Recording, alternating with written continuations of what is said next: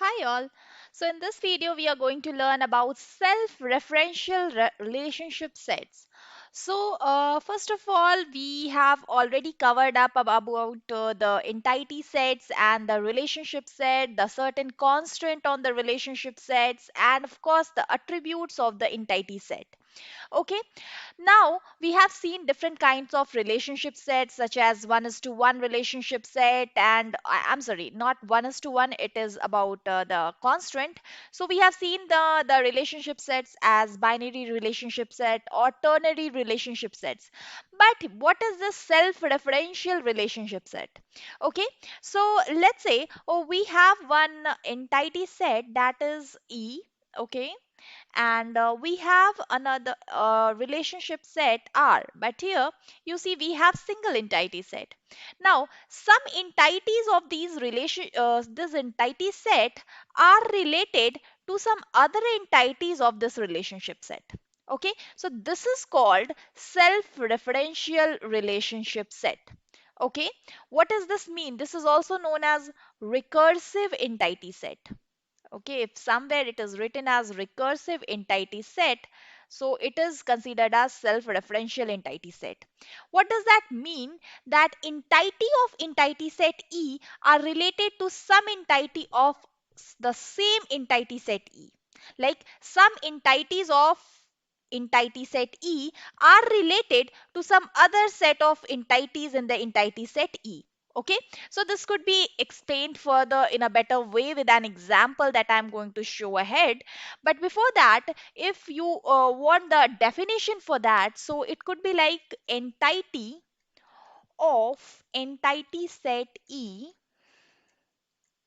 Okay, entity of entity set E of same entity are related to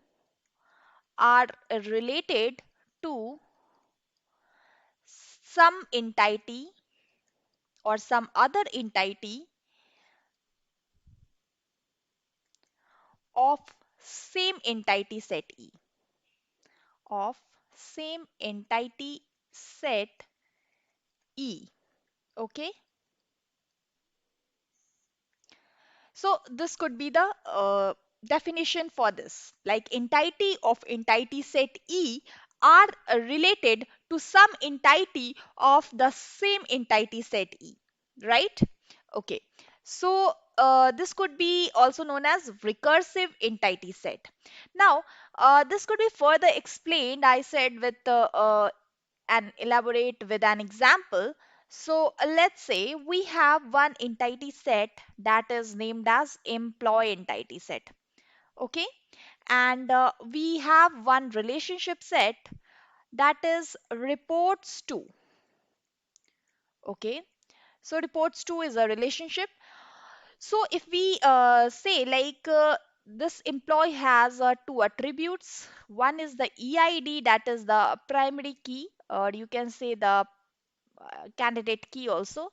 Another is e-name, that is employee name. Okay, so these are the two attributes of the employee entity set, and some of the employee act as a supervisor, so they have the SUPID. Okay, and other employees acts as subordinate. Okay, so this is this has subordinate ID, so SUBID, right? So some employees act as the supervisor having supervisor ID, and they are some of other entities act as subordinate. So each supervisor, like this is 1 is to M relationship, so each supervisor can be assigned to many subordinates, but one subordinate is assigned to does reports to one supervisor, right? So it could be written as like we have this employee entity set reports to a relationship set, reports to a relationship set. Okay,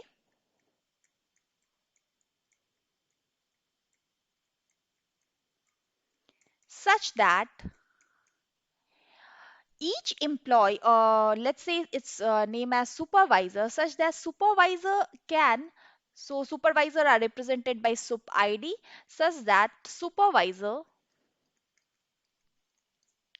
can supervise many subordinates, many subordinates,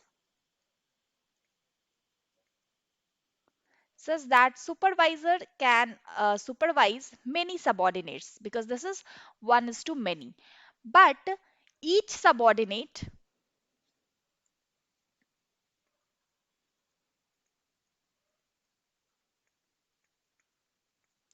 reports to one supervisor. Okay. So this can be explained from this diagram. Like one supervisor can be assigned to many subordinates, but one subordinate reports to only one supervisor. Okay. This could be illustrated further as the relationship RDBMS table.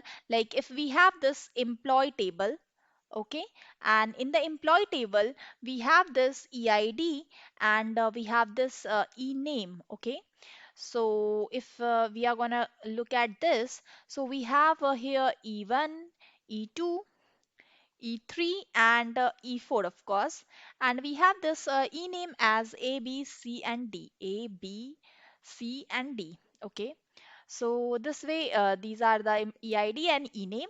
And again, we have this relationship table as reports to, where we have this, uh, of course, SUPID, that is the supervisor ID, and we have the SUBID, that it is the subordinate ID. Okay.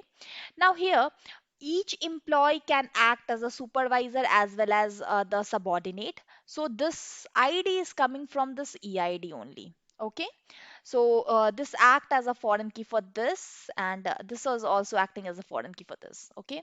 So if we take this as E1 is a supervisor, so E1 can supervise E2, E1 can supervise E3, and E2 is also a supervisor who can supervise E4. Okay, so if you see here, then SUBID is the candidate key here. Okay, so this one you can say this as the candidate key or the primary key, right?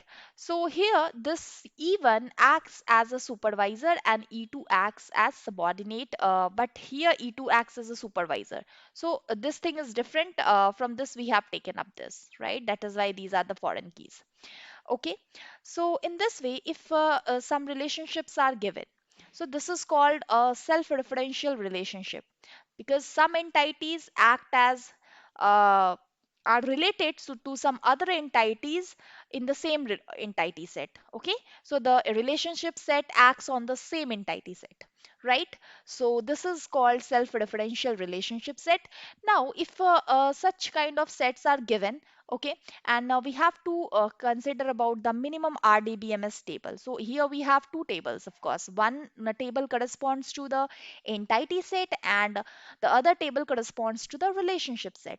Now, if we want to have the minimum RDBMS table, right?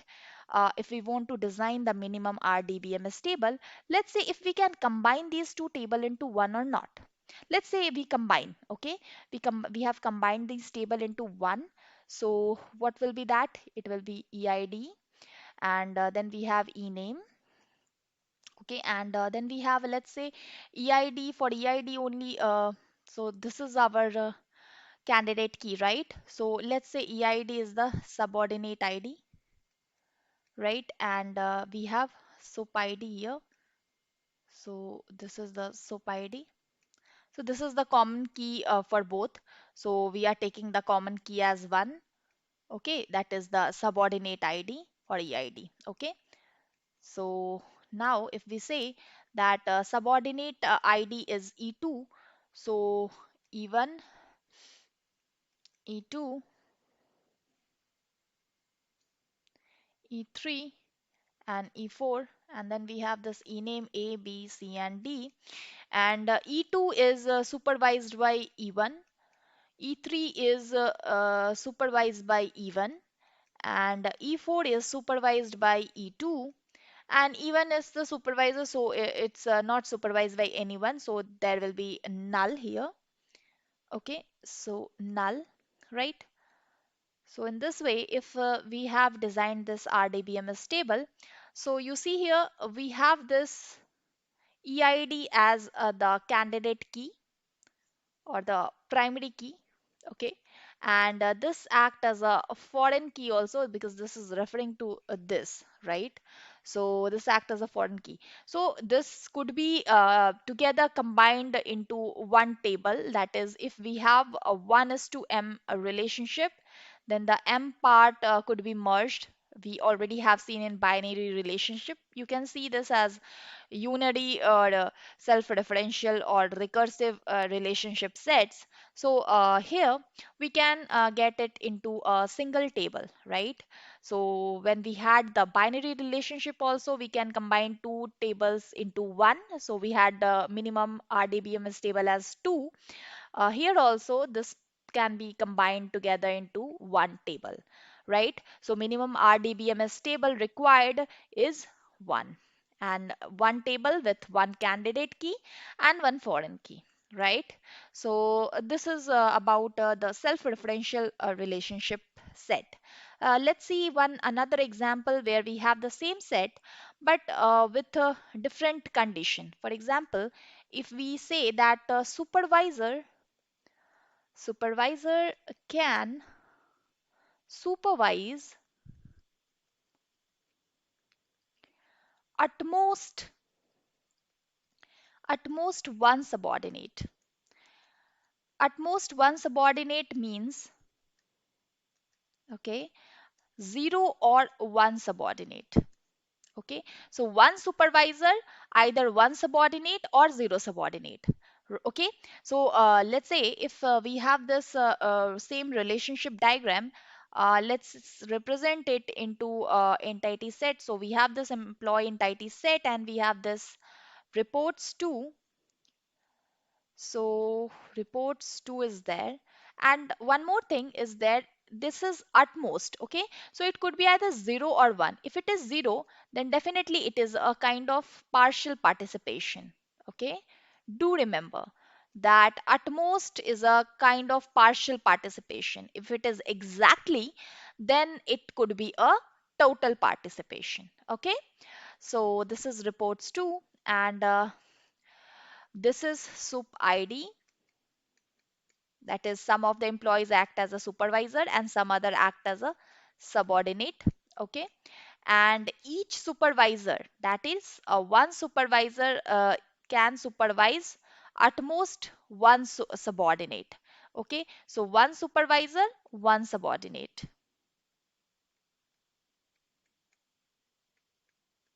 right? So supervisor can supervise at most one subordinate. So if E1 is the supervisor, E1 can supervise E2. So even E2, E3 is not possible. Okay. So this is the condition. Also, it holds for the same for this side also. Like for if let's represent it in the RDBMS table, that would be clearer. So if we have this employee table where we have this EID and we have this ename. Note that here EID act as a primary key. Okay, so we have E1, we have E2, E3, and of course E4, and we have, let's say, an ename as ABCD. This is the employee table, and then we have the reports to table. So inside the reports to table, we have two columns. So one is the supervisor ID and other is the subordinate ID.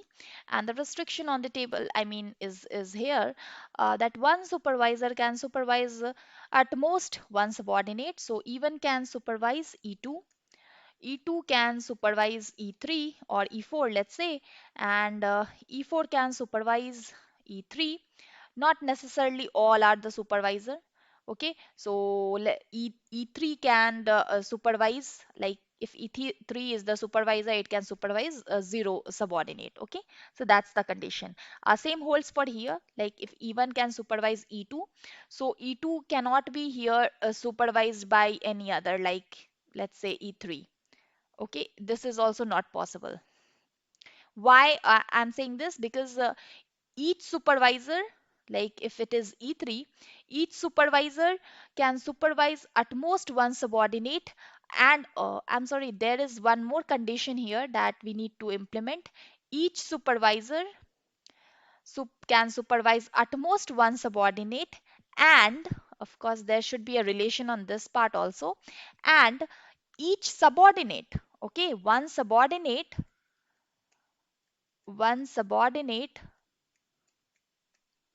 reports to one supervisor only. So until and unless we don't hold for this condition, we can't guarantee that it is also one here. Okay, so this was a mistake. I forgot to add this line. So it is each supervisor can supervise at most one subordinate, right? So that we have seen, and one subordinate reports to one supervisor. That is why we can't have here like E2 reporting to E3. Okay, so this is the condition. So there should be a holding condition for both the sides, right?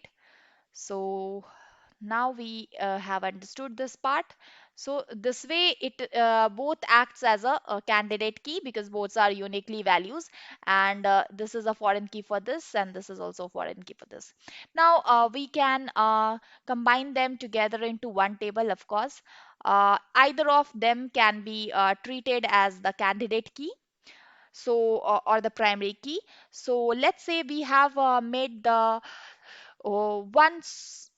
subordinate ID as the candidate key here. So if we combine them into one relationship set, so it will be EID, ename, and this will be SUP ID, supervisor ID. So let's say we have E1, E2, E3, and of course E4, and then we have the ename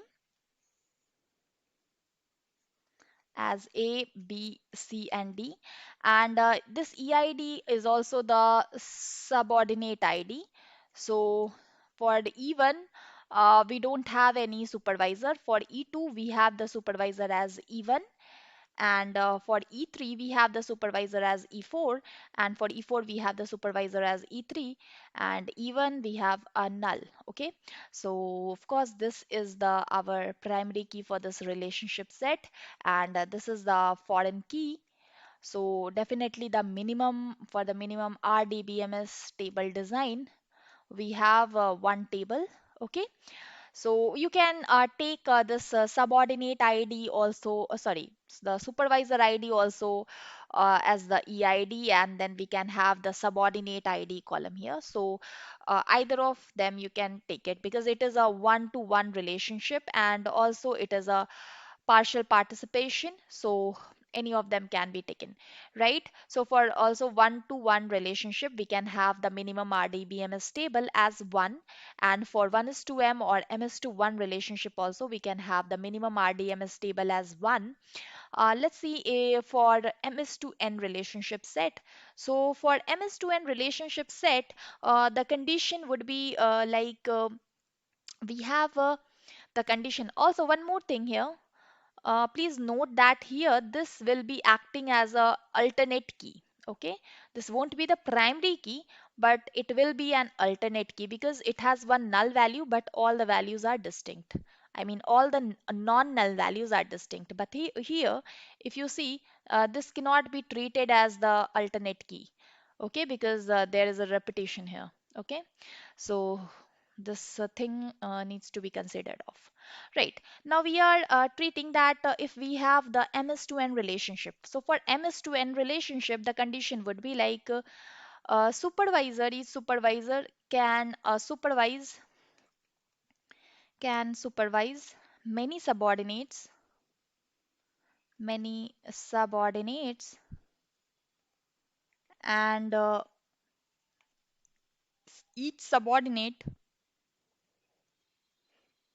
each subordinate can report to many supervisors. Okay, so this could be a one condition or situation. So definitely then when many comes to both end, it is an ms to n mapping, right? So this mapping can be represented as we have this employee entity set, and for employee we have two attributes. One is the eid, that is the key for that, and other is the e name, and we have one relationship set, that is the reports to, and for this reports to we have, okay, we have this supervisor id and subordinate id, and it is of course an ms to n relationship, ms to n mapping. Okay, so if you depict it using the rdbms table, so we have two tables initially. One is the employee table, okay, with EID and ENAME. And EID is, let's say we have for the EID, we have even E2, E3, and E4. And for ENAME, we have A, B, C, and D. And similarly, we have other relationship table as reports to. Okay, and for reports to, we have two column such as the supervisor ID and the subordinate ID.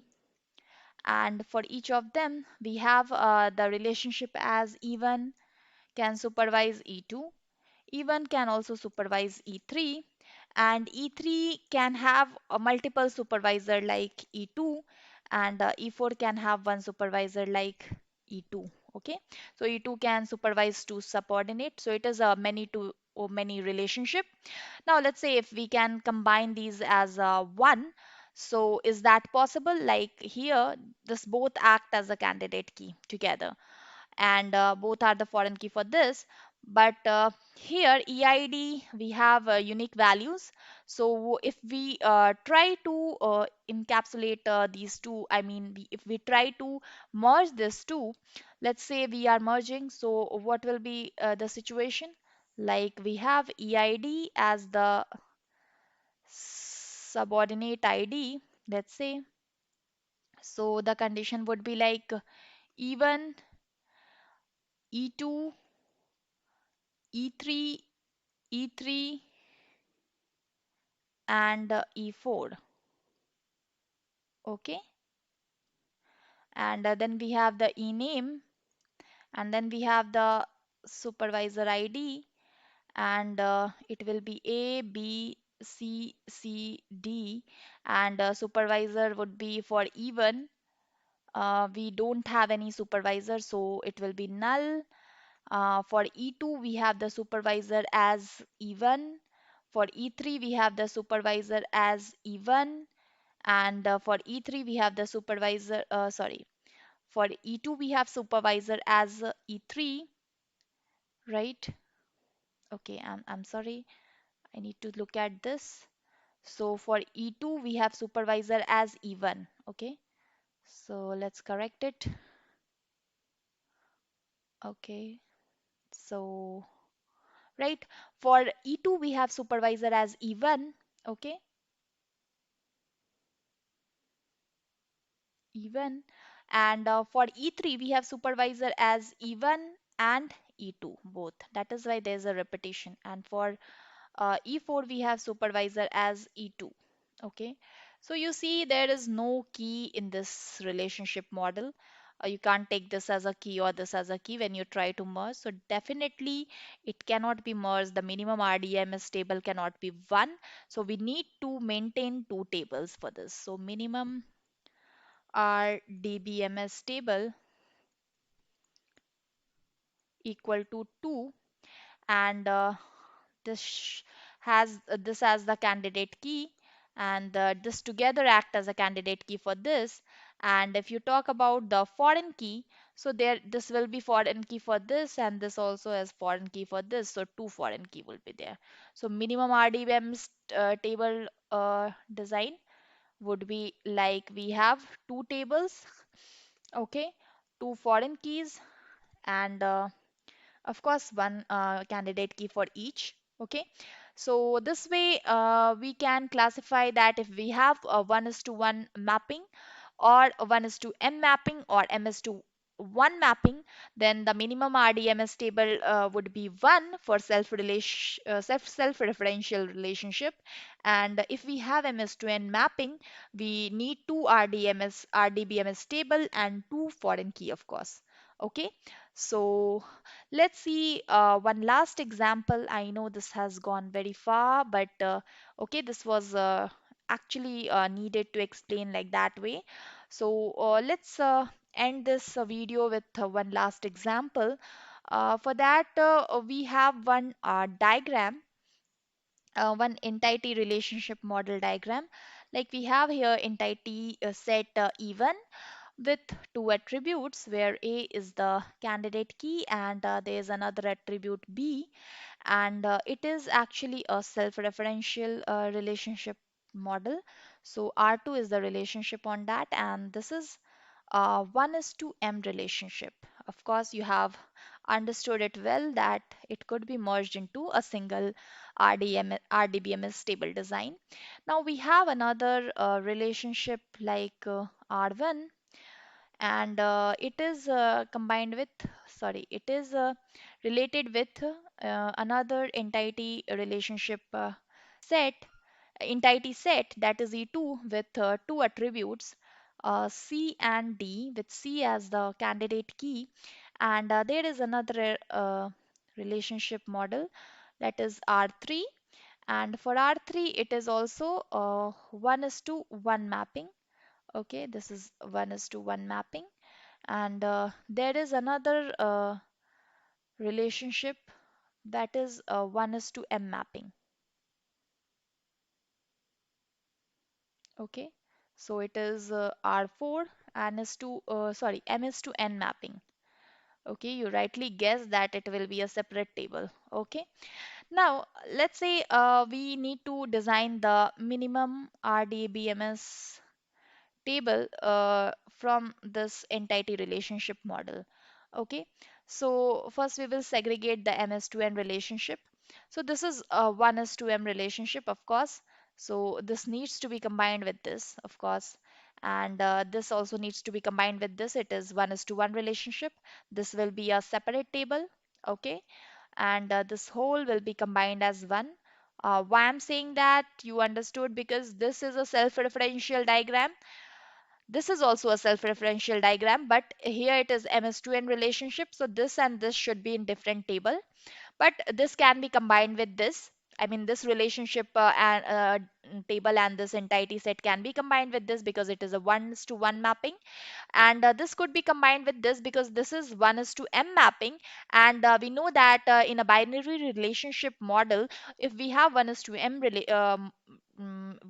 mapping, then the relationships relationship table are combined with the m side part, because 1:m, that is 1 is related to many. So this part, like if it has the a and C as the attributes for this relationship. So many entities of A will be related to a single entity of C. Okay, because this is M M is to 1 mapping. So definitely C is going to be the candidate key. So here it is going to be merged like that. Okay, so okay, fine. This are the three tables, and of course these are going to be merged into one, because this is a self-referential with 1:m mapping.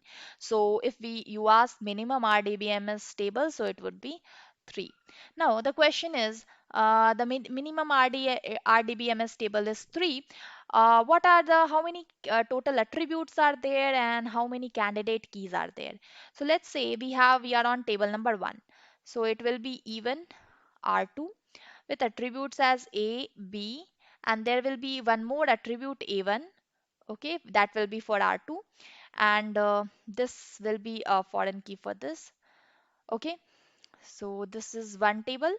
Then we have another table that is this entire big table R1, E2, R3, R1, E2, R3, and we have the attributes for R1 as A and C, where C will be the candidate key, A, C, then here it is D, and for R3 we have C and D. Okay, so C is the key, so there will be one more key like C1, let's say, and C1 will be the foreign key for this, and of course A will be the foreign key for this. Okay, so this way. Now we have another the table. This table is R4, and R4 will be having this C is the C3 and C4 as the columns. Okay, and both will be referring to this. So two keys here. So if you ask number of foreign keys, so this will be 1, 2, 3, 4, 5. Okay, so 3 RDBMS table with 5 foreign keys, and number of attributes will be 1, 2, 3, 4, 5, 6, 7, 8, 9. So 9 attributes in total. So that's it. This way we can uh, convert an ER diagram, whether it is a binary model or a self-referential model, into a minimum RDBMS table design. Okay, so that's all for this video, and next we are going to learn about weak entity set and the participation constraints on the weak entity set, and we are going to solve one more question for the minimal RDBMS table design for the ER model. So that's it for this video. Keep watching and please do subscribe and like my channel if you like my videos. Thank you very much.